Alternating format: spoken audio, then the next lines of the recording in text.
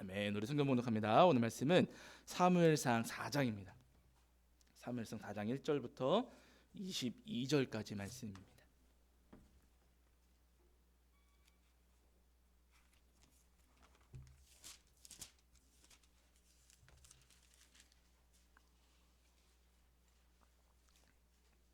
자, 말씀이 기니까요. 우리 4장 1절부터 11절까지만 합독하시겠습니다. 4장 1절부터 11절까지. 사무엘상 4장 1절부터 11절까지만 합독하시겠습니다. 4장 1절부터 11절. 자, 우리 찾으신 줄 알고 한 목소리로 함께 합독합니다. 함께 하겠습니다. 사무엘의 말이 온 이스라엘에 전파되니라. 이스라엘은 나가서 블레셋 사람들과 싸우려고 에베네셀 곁에 진치고 블레셋 사람들은 아벡에 진쳤더니 블레셋 사람들이 이스라엘에 대하여 전열을 벌이니라. 그 둘이 싸우다가 이스라엘이 블레셋 사람들 앞에서 패하여 그들에게 전쟁에서 죽임을 당한 군사가 4,000명 가량이라. 백성이 진영으로 돌아오매 이스라엘 장로들이 이르되 여호와께서 어찌하여 우리에게 오늘 블레셋 사람들 앞에 패하게 하셨는고 여호와의 언약궤를 실로에서 우리에게로 가져다가 우리 중에 있게 하여 그것으로 우리를 우리 원수들의 손에서 구원하게 하자 하니 이에 백성이 실로에 사람을 보내어 그룹 사이에 계신 만군의 여호와의 언약궤를 거기서 가져왔고 엘리의 두 아들 홈니와 비느하스는 하나님의 언약궤와 함께 거기에 있었더라. 여호와의 언약궤가 진영에 들어올 때에 온 이스라엘이 큰 소리로 외치매 땅이 울린지라. 블레셋 사람이 그 외치는 소리를 듣고 이르되 히브리 진영에서 큰 소리로 외침은 어찌 됨이냐 하다가 여호와의 궤가 진영에 들어온 줄을 깨달은지라. 블레셋 사람이 두려워하여 이르되 신이 진영에 이르렀도다 하고 또 이르되 우리에게 화로다. 전날에는 이런 일이 없었도다. 우리에게 화로다. 누가 우리를 이 능한 신들의 손에서 건지리요. 그들은 광야에서 여러 가지 재앙으로 애굽을 인을 친 신들이니라. 너희 블레셋 사람들아 강하게 되며 대장부가 되라. 너희가 히브리 사람의 종이 되기를 그들이 너희의 종이 되었던 것 같이 되지 말고 대장부같이 되어 싸우라 하고 블레셋 사람들이 쳤더니 이스라엘이 패하여 각기 장막으로 도망하였고 사륙이 심히 커서 이스라엘 보병이 엎드러진 자가 3만 명이었으며 하나님의 궤는 빼앗겼고 엘리의 두 아들 홈니와 비느하스는 죽임을 당하였더라. 아멘. 우리 자리에 앉으시겠습니다. 여러분 한 주간 평안하셨지요? 오늘도 하나님 앞에 나와 예배하는 저와 여러분 위에 우리 주님께서 주시는 은혜와 사랑이 가득하기를 간절히 소원합니다. 저희가 지난주에는 사무엘상 3장 말씀을 통해서 우리에게 주시는 은혜를 함께 나누었는데요. 그 당시에 이제 사무엘상 그 전반부 시대에는 이제 엘리가 제사장이었고 동시에 사사였습니다. 하나님 말씀을 듣고 전해야 될 사람이 엘리였는데 그런데 엘리가 제사장으로 또 사사로 지내는 동안에는 하나님의 말씀이 희귀했다라고 말씀하고 계세요. 하나님께서 말씀하시지 않으신 것이 아니고요. 말씀을 듣고 전해야 되는 엘리의 귀가 막혀 있고 입이 막혀 있었기 때문에 하나님의 말씀이 희귀했던 것입니다. 여러분 우리 삶도 다 마찬가지입니다. 하나님 말씀 뭐 유튜브 영상 들어보시면은요 설교 말씀도 굉장히 많고 성경에 대해서 설명해 주는 영상들도 굉장히 많이 있거든요. 우리가 말씀의 홍수 속에 살아가지만 이 말씀의 홍수 속에서도 우리가 은혜를 누리지 못하는 것은 말씀이 없어서가 아니고요. 진짜 말씀이 없어서가 아니고 내 귀가 닫혀 있고 내 입이 막혀있기 때문인 것입니다. 하나님께서 말씀하실 때 또 말씀을 들려주실 때 우리가 귀를 열고 마음을 열고 입술을 열어서 고백해야 하지만 하나님의 말씀이 우리 마음에 임재하시고 우리가 은혜를 누릴 수가 있는 것이거든요. 바라기는 여러분 우리 성도님들이 말씀을 대하실 때마다 또 예배하실 때마다 마음에 굳은 마음은 다 깨뜨리시고 귀를 열고 입술을 열어서 하나님 앞에 진실한 마음으로 예배하시는 저와 여러분 되기를 주의 이름으로 간절히 축원합니다. 아멘이시지요? 예, 입술을 여셔야 되세요. 제가 알아요. 우리 성도님들 수준 높으셔가지고 웬만한 거에 아멘 안 하시는 거 제가 압니다. 그러나 여러분 아멘하고 들으실 때 입술을 여시고 귀를 여실 때 그곳에 은혜가 임하는 거예요. 우리 성도들 입술을 여시고 귀를 여셔서 하나님의 은혜를 충만히 들으시기를 주의 이름으로 간절히 축원합니다. 아멘. 저 감사합니다. 자, 우리 오늘은 사무엘상 4장 말씀을 통해서 우리에게 주신 은혜를 나누려고 하는데요. 오늘 말씀 우리가 잘 아는 말씀입니다. 어느 날 이스라엘 백성들과 블레셋 사람들 사이에 전쟁이 벌어졌어요. 4장 1절을 보시면은 이 전쟁은 블레셋 사람들이 걸어온 전쟁이 아니라 이스라엘 백성들이 일으킨 전쟁이었습니다. 4장 1절 중반에 이스라엘은 나가서 이렇게 말씀하고 있거든요. 그러니까 여러분 이스라엘 백성들이 먼저 시작한 전쟁이에요. 이스라엘 백성들이 먼저 일으킨 전쟁입니다. 그러면 여러분 이스라엘이 먼저 일으킨 이 전쟁, 블레셋과의 싸움 속에서 여러분 이 전쟁은 누구에게 더 유리했겠습니까? 네, 이스라엘에게 유리한 겁니다. 왜냐하면은 블레셋 사람들도 물론 전쟁을 대비하고 있기는 했겠지만은요. 그러나 이스라엘 백성들이 날과 시를 정해놓고 우리가 요날 전쟁 일으키자, 저 사람들 공격하자라고 기회를 엿보면서 이스라엘 백성들이 먼저 공격해 들어간 것이기 때문에 이스라엘 백성들이 블레셋 사람들보다는 더 유리한 입장이었다는 거예요. 우리나라 여러분 6.25 전쟁을 생각해 보세요. 북한이 남침을 한 거죠. 남쪽으로 우리나라 이 남한으로 침략해 온 것 아니겠습니까? 물론 이제 그 당시에 객관적으로는 뭐 북한의 전력이 조금 더 강했을지는 모르겠지만 그 전쟁 초반에 우리나라가 그렇게 속수무책으로 막 어려움을 당했던 이유 가운데 하나는 다른 게 아니라 갑자기 오니까, 그렇죠. 예상 못했던 시간에 갑자기 공격해 오니까 여러분 우리가 맞서 싸울 수 있음에도 불구하고 초반에는요 어려움을 겪을 수밖에 없었다는 거예요. 먼저 공격한 쪽이 여러분 유리한 위치에 처합니다. 그런데 이스라엘 백성들이 전쟁을 일으켰기 때문에 이 전쟁은 이스라엘 백성들에게 더 유리한 입장이었다는 것이죠. 그러나 잘 아시는 것처럼 이 전쟁에서 유리했던 이스라엘 백성들이 졌습니다. 이 전쟁에서 이스라엘 백성들이 이기지를 못하고요. 오히려 블레셋 사람들에게 졌어요. 이때 전사한 사람이 성경에 보시면 무려 4,000명이 되었다라고 말씀하고 있거든요. 이스라엘 백성들이 일으킨 전쟁이었음에도 그 전쟁에서 지고 4,000명이나 되는 사람들이 이 전쟁에서 생명을 잃었습니다. 이 전쟁에서 왜 졌을까? 도대체 이 전쟁에서 먼저 일으킨 전쟁이고 준비한 전쟁이었는데도 왜 이스라엘 백성들이 이 전쟁에서 졌을까? 이스라엘의 장로들이 모여가지고 회의를 했어요. 우리가 패배한 원인을 찾아보자 해가지고 머리를 싸매고 회의를 했는데 그 결과가 무엇인가? 4장 3절입니다. 왜 졌는가를 이야기하는데요. 자, 4장 3절을 보시죠. 사무엘상 4장 3절입니다. 4장 3절. 자, 4장 3절입니다. 4장 3절. 자, 읽겠습니다. 시작. 백성이 진영으로 돌아오매 이스라엘 장로들이 이르되 여호와께서 어찌하여 우리에게 오늘 블레셋 사람들 앞에 패하게 하셨는고 여호와의 언약궤를 실로에서 우리에게로 가져다가 우리 중에 있게 하여 그것으로 우리 원수들의 손에서 구원하게 하자 하니, 이렇게 이야기를 합니다. 이스라엘의 장로들이 모여서 패배한 이유를 찾아보자 하고 머리를 싸매고서 회의를 했는데 결론이 뭐였냐면요, 우리가 진 이유는 언약궤가 없어서 진 것이다.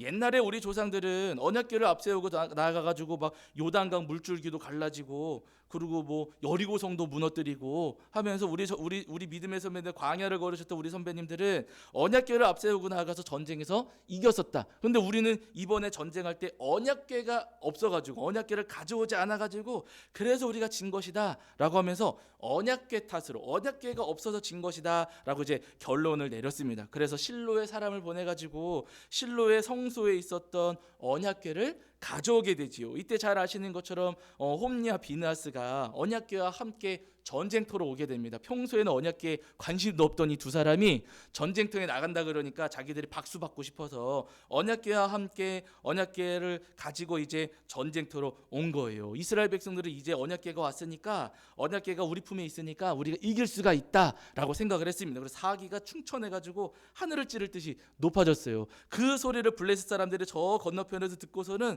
와, 큰일 났다, 우리 이번 다음 전쟁에서는 지겠다라고 생각하면서 벌벌 떨었습니다. 그런 상태에서 다시 한번 전쟁이 꽝 벌어졌는데 결과가 어떠했는가 여러분 보세요. 자, 4장 10절과 11절입니다. 4장 10절과 11절. 자, 4장 10절과 11절. 자, 읽겠습니다. 시작. 블레셋 사람들이 쳤더니 이스라엘에 패하여 각기 장막으로 도망하였고 사륙이 심히 커서 이스라엘 보병이 엎드러진 자가 3만 명이었으며 하나님의 궤는 빼앗겼고 엘리의 두 아들 홈리와 비느하스는 죽임을 당하였더라. 아멘. 이렇게 말씀하세요. 언약궤를 가져오면 이길 것이다 라고 생각을 해서 언약궤를 가져와서 전쟁을 또 한 번 했는데 이겼습니까? 졌습니까? 졌어요. 두 번째 전투에서도 여러분 이스라엘 백성들이 졌습니다. 근데 두 번째 패배는요, 첫 번째 패배보다 더 컸어요.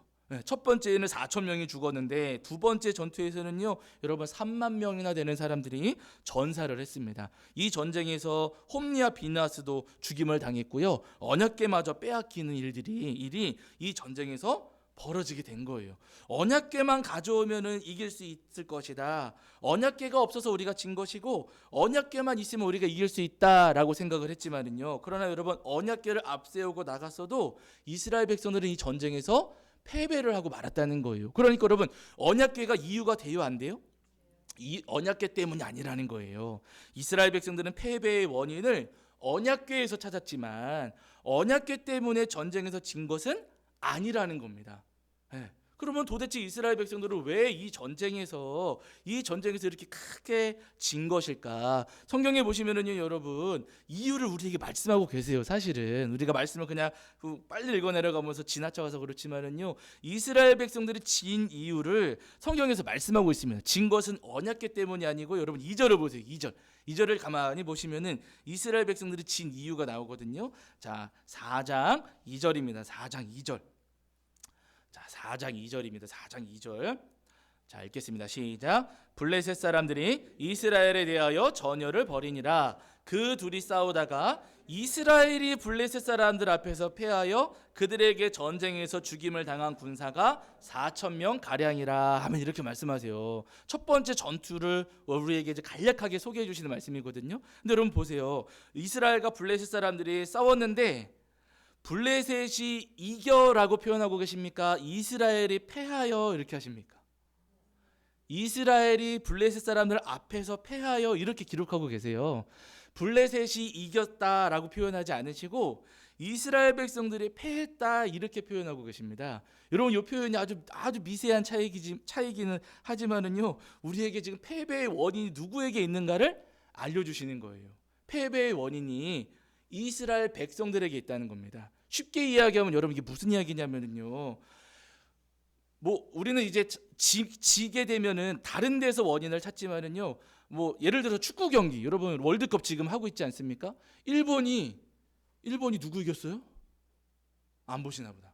독일도 이기고요, 여러분. 스페인도 이겼어요, 일본이. 그래서 그 조가 본래는 죽음의 조 그래가지고 일본은 못 올라간다, 16강 못 올라간다 사람들이 그랬었는데요, 일본이 독일도 이기고 스페인도 이겨가지고 일본이 조 1위로 16강에 진출을 했습니다. 객관적인 전력으로는 일본이 독일과 스페인을 앞설까요, 못 앞설까요? 못 앞서요. 독일과 스페인이 훨씬 더 잘합니다. 그리고 독일과 스페인이, 여러분, 두 나라가 일본하고 딱 시합을 했는데 졌어요. 일본이 잘한 거예요, 두 나라가 못한 거예요? 두 나라가 못한 겁니다. 객관적인 전력으로는 앞서지만은요, 이 두 나라가 못하니까 지는 거예요. 꽝하고 부딪혔을 때 우리가 못하면 지는 겁니다. 우리나라가, 여러분, 우리 성도님들은 안 보셨겠지만 저는 봤거든요. 포르투갈이라고 하는 거 봤거든요. 포르투갈에 여러분 아주 유명한 선수가 있어요. 호날두라고 하는 어마어마하게 유명한 선수, 거기 그 나라 선수들 하나하나가 다 잘하는 선수들이에요. 근데 여러분, 우리나라 이겼을까요, 졌을까요? 이겼어요. 저만 본 거 아니네요. 이겼어요, 여러분. 5분도 안 돼서 한 골 먹어가지고 지는가 보다 생각했는데, 여러분, 와, 동점골 넣고 마지막 경기 끝나기 전에 한 골 또 넣어가지고 역전해가지고 우리나라가 이겼습니다. 근데 여러분, 그 경기 마치고 나서 사람들이 굉장히 재미난 이야기를 많이 했습니다. 그 호날두라는 선수가 굉장히 잘하는 선수인데 나이가 들어가니까 실력이 조금 떨어졌어요. 그러면서 우리나라 이 한국 축구 팬들이 뭐라 그러냐면요, 우리나라에는 선수가 한 명 더 있었다는 거예요. 누굴까요? 호날두가 못해서 우리가 이겼다. 그래서 호날두 등 맞고 우리나라 선수한테 가가지고 그걸로 골 넣은 거잖아요. 그렇죠. 호날두가 못해가지고 우리나라가 이겼다. 우리나라 골문 앞에서 헤딩을 했는데 엉뚱한 대로 내보내가지고 골아웃 시켜놓고 막 그랬거든요. 그 선수가 못해가지고 우리가 이겼다. 사람들이 그렇게 이야기들을 많이 합니다. 그래서 호날두 선수 칭찬을 우리나라 이제 축구 팬들은요, 칭찬을 하는 거예요. 잘했다고. 못하길 잘했다고 하면서 우리 편이라고 칭찬을 해주고 무슨 가상 주민등록증 이런 것도 만들어주고 사람들이 막 그랬어요, 여러분.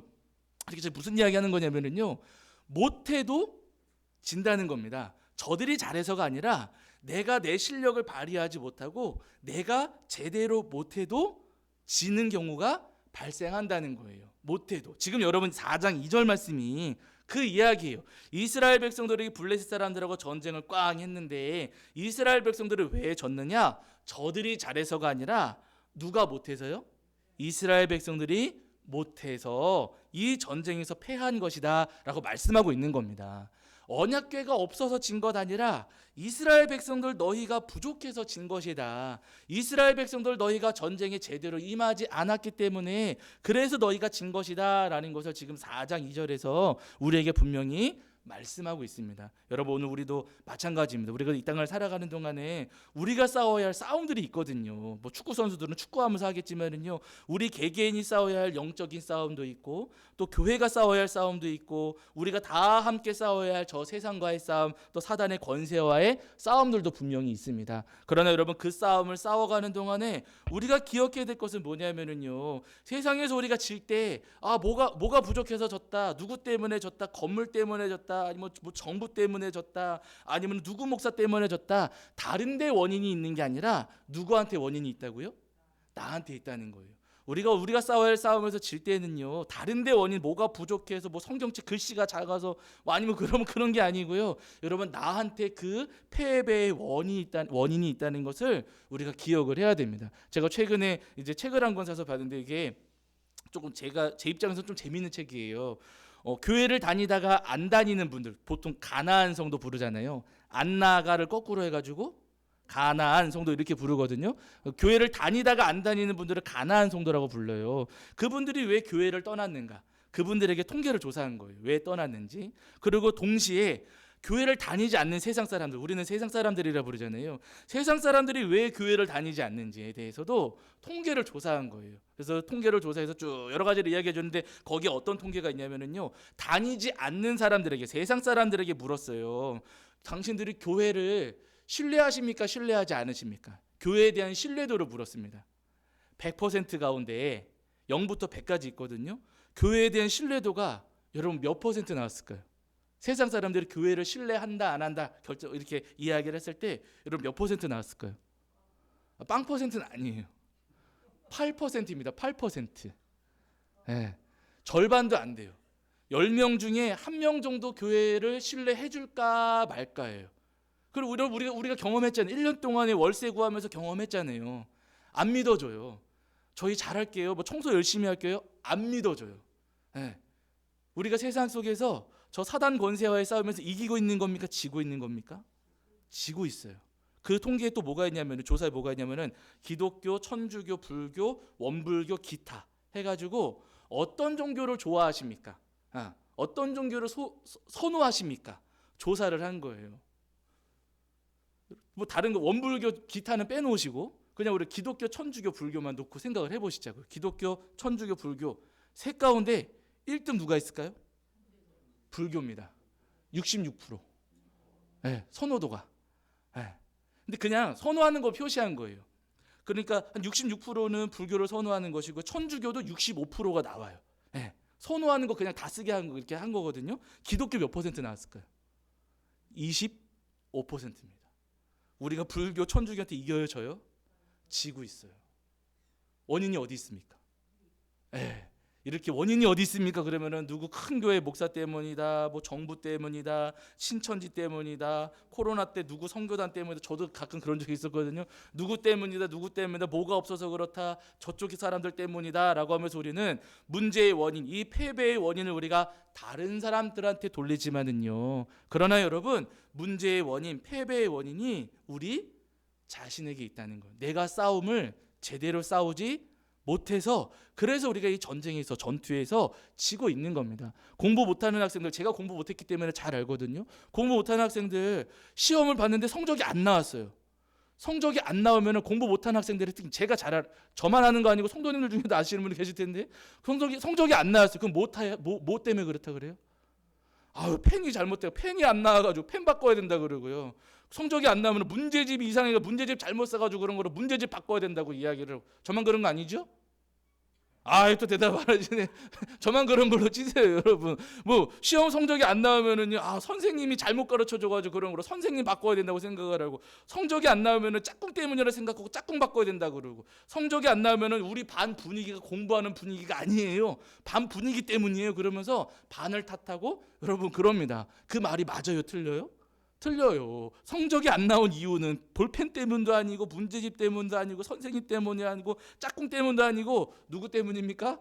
나 때문. 내가 공부를 안 했으니까 점수가 안 나오는 거지요. 여러분 패배의 원인은요 다른 데 있는 게 아니라 내 안에 있다는 겁니다. 다시 이야기하면은요 내가 바로 서기만 한다면, 내가 온전히 서기만 한다면은요 그러면 우리는 우리의 싸움에서 승리할 수가 있다는 거예요. 다른 데서 원인을 찾으면 우리는 절대로 우리의 싸움에서 승리할 수가 없습니다. 그러나 내가 내 안에 문제가 있고 내가 잘못했기 때문입니다 라고 하면서 우리 안에서 문제를 찾고 우리가 온전히 서기로 노력을 한다면요, 그러면 여러분 우리가 우리의 싸움에서 반드시 승리할 수가 있다는 거예요. 바라기는 여러분 누구를 탓하기보다 다른 데서 원인을 찾기보다 먼저 내 안에 부족함이 있음을 인정하시고 바르고 온전한 믿음을 회복하셔서 모든 싸움에서 승리하시는 저와 여러분이 되기를 주의 이름으로 간절히 축원합니다. 여러분 고린도후서 4장 8절부터 10절에 보시면은 바울 사도가 이렇게 말씀하고 계세요. 말씀 거절 찾아보실게요.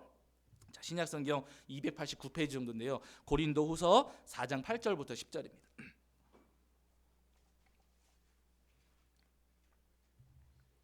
네, 몇 주 전에 저희가 수요일 날에도 잠깐 말씀드렸던 본문이에요. 고린도후서 4장 8절부터 10절입니다. 고린도후서 4장 8절부터 10절. 네, 고린도후서 4장 8절부터 10절. 자, 신약성경 제가 가진 성경으로는 289페이지에 있습니다. 고린도후서 4장 8절부터 10절입니다. 4장 8절부터 10절. 자, 우리 찾으신 줄 알고 읽겠습니다. 함께합니다. 시작. 우리가 사방으로 우겨쌈을 당하여도 쌓이지 아니하며 답답한 일을 당하여도 낙심하지 아니하며 박해를 받아도 버림받지 아니하며 거꾸로 뜨림을 당하여도 방하지 아니하고 우리가 항상 예수의 죽음을 몸에 짊어짐은 예수의 생명이 또한 우리 몸에 나타나게 하려 함이라. 아멘. 이렇게 말씀하세요. 바울 사도가 사방으로 우겨쌈을 당해도 쌓이지 않았다라고 고백하시고요. 답답한 일을 만났어도 낙심하지 않았고 박해를 받아도 버림받지 않았고 거꾸로 뜨림을 당해도 망하지 않았다라고 말씀하세요. 바울 사도가 전도하시면서 온갖 어려운 일들, 다투는 일들, 싸우는 일들 굉장히 많았거든요. 유대인들하고 맞서 싸우는 일들도 굉장히 많으셨고요. 로마 정부와 맞서 싸우실 때도 있으셨습니다. 깡패들한테 쫓겨다니실 때도 있었고요. 암살 위협까지도 바울 사도가 받으셨어요. 심지어 여러분 성경에 보시면은 바울 사도가 사자하고도 겨루신 일이 있거든요. 실제로 사자하고도 겨루신 일이 있고 돌에 맞으신 적도 있으셨습니다. 그런데 여러분 바울 사도는 전도 여정을 다니시면서 그 모든 싸움에서 바울 사도는 승리하셨다는 거예요. 바울은 힘이 좋고 키가 크고 뭐 능력이 있으니까 그런 거 아닙니까? 여러분 그렇지 않아요. 바울서도 잘 아시는 것처럼 키 작았다 그러고요. 육체 질병도 있으셨어요. 바울서도 그렇게 아주 체격이 좋고 그런 분이 아니셨고요. 유약한 분이셨습니다. 그렇게 약한 분이 어떻게 이런 험한 싸움에서 늘 승리할 수가 있었던가? 그 이유를 여러분 말씀하시거든요. 여러분 4장 7절을 보세요. 그 앞에 4장 7절. 그렇게 약한 분이 어떻게 이 험한 싸움에서 날마다 승리할 수가 있었는가? 자, 4장 7절입니다. 4장 7절. 자, 읽겠습니다. 시작. 우리가 이 보배를 질그릇에 가졌으니 이는 심히 큰 능력은 하나님께 있고 우리에게 있지 아니함을 알게 하려 함이라. 아멘. 이렇게 말씀하세요. 이 보배를 어디에 가졌다고요? 질그릇에 가졌으니 이렇게 고백하세요. 질그릇은 바울 자신입니다. 바울 자신은요 질그릇처럼 깨지기 쉬운 사람이에요. 맞아요. 톡 건드리면 깨질 수밖에 없습니다. 우리처럼 똑같아요, 여러분.